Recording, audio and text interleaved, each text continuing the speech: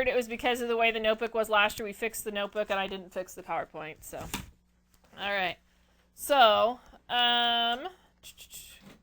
we need to look at, so we tried to talk about coterminal angles yesterday, and you had to do one positive and one negative. So remember, to get a coterminal, we need to add 2 pi as 1 revolution or subtract 2 pi as 1 revolution. So so let's add 2 pi to that and see if we can get it positive. All right. So if I add 2 pi to it, I need to make a common denominator. What would my common denominator be? 3. So what would I really, instead of 2, what would I write? 6 pi over 3. So what's 5 pi over, negative 5 pi over 3 and 6 pi over 3? So pi over 3 would be a positive coterminal angle. I need to get a negative coterminal angle, so I should probably subtract it too, right? Instead of subtracting 2 pi, I'm going to go ahead and subtract 6 pi over 3 because it's already in the common denominator. What do we end up with? Negative 11 pi over 3. Good. All right, let's talk about complement and supplement.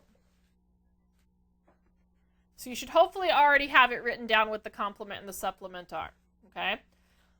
Last year, probably in about the 4th or 5th grade, you hopefully learned those words for the first time, okay? So complement means that 2 angles who add up to 90. But we now have a new measure, not just degrees, we also know how to do, we're also learning how to do radians, okay? So pi over 2 is 90 degrees in radian, all right? So they either add to 90 or add to pi over 2. Supplementary means they have to add up to 180, or in radian measure, we're going to add to pi, okay? And the key to doing this is they have to be positive angles. We don't do negative angles with complementary and supplementary, okay? Even though we know negative angles exist, right? But it's a directional thing. It isn't a measure of an angle. All right, so we're going to find the complement and the supplement of each one of those angles. So I am going to, we have to subtract from pi over 2, right, to get the complement. So my complement is pi over 2 minus whatever the angle measure is. So I need a common denominator. What would my common denominator be? 10, good. I'd have to multiply this one by 5, so I get 5 pi over 2. What do I need to multiply this one by? 2, so 2 pi over 2. 2 times 2 pi is 4 pi, so what's my complementary angle? Pi over 10 would be my complementary angle. My supplementary angle, what am I supposed to subtract from? Pi, good.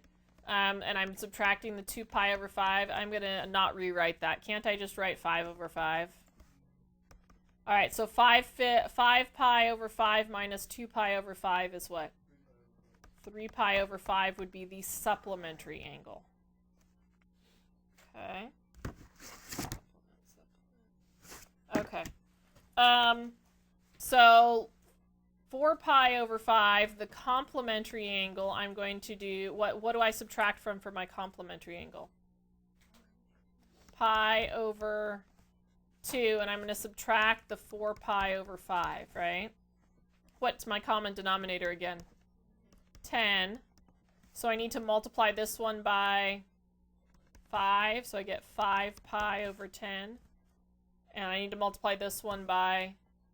Okay, so there's a problem with this, right? Don't we get a negative angle? Really what we should be doing, and I should have said, was let's put absolute values around it. Okay? So if you get a negative... Because subtraction, it doesn't matter which way we do it. We can always just do the absolute value of it, and that'll get us the positive angle.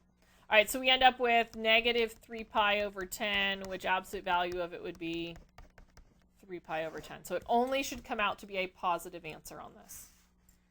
All right. Supplement. What am I going to subtract from for a supplementary angle? Pi. So pi minus 4 pi over 5 means I should. And what should I make this instead of 4 pi or instead of pi? 5 pi over 5. So what are we going to get when we subtract? Pi over 5. So we didn't have the absolute value issue on that one, right? So only when the first angle ends up being a little bit bigger, then we've got an absolute value issue. Okay. All right, we good with example 4? All right, degree.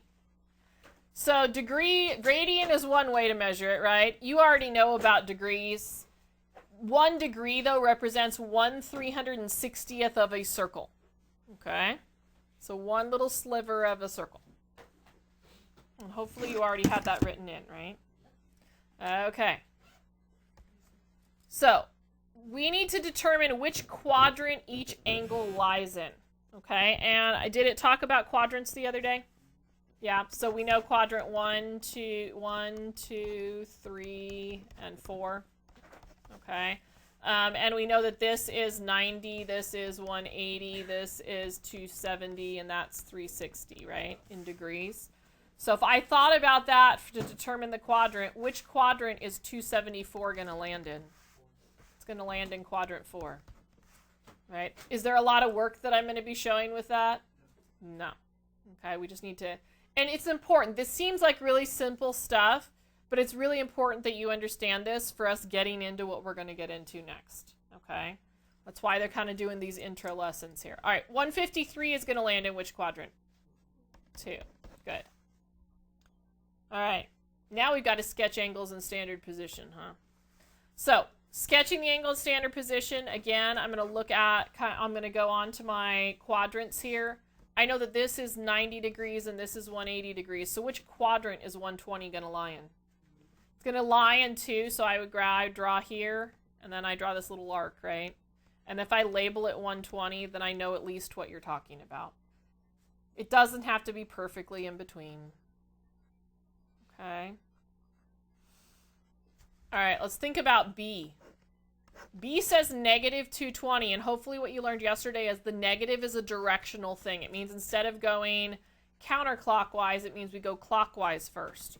So if I thought about it, instead of saying that this is 270, that's also like saying negative 90, negative 180, negative 270, and negative 360, right? If I go backwards around the quadrants.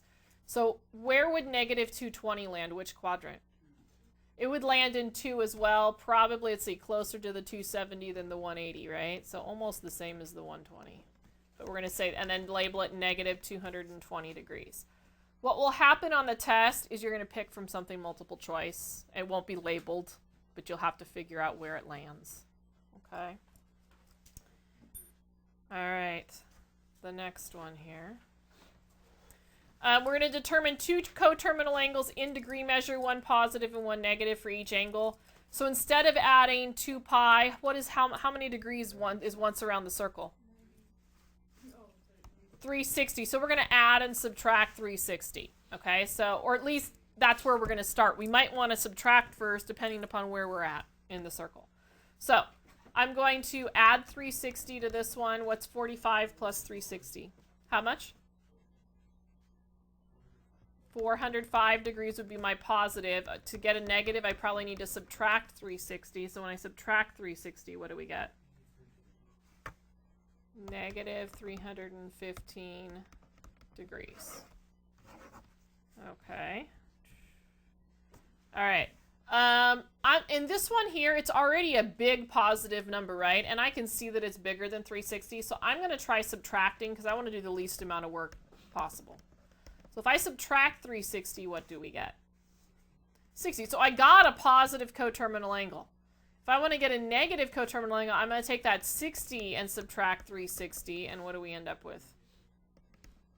Negative 300 would get us the negative coterminal angle.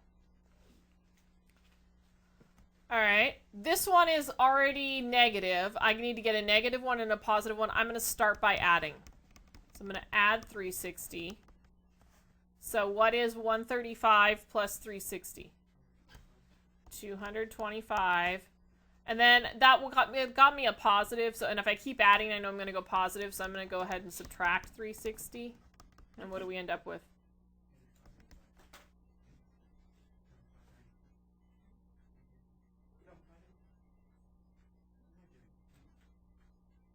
Add it up. There we go. All right. Okay. And then the last one here that we were supposed to have done yesterday, okay, which should now make the homework make a lot more sense.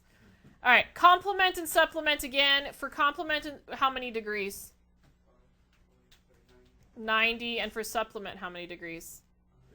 180. So for my complement, I'm going to do 90 minus 85, which is going to get me what?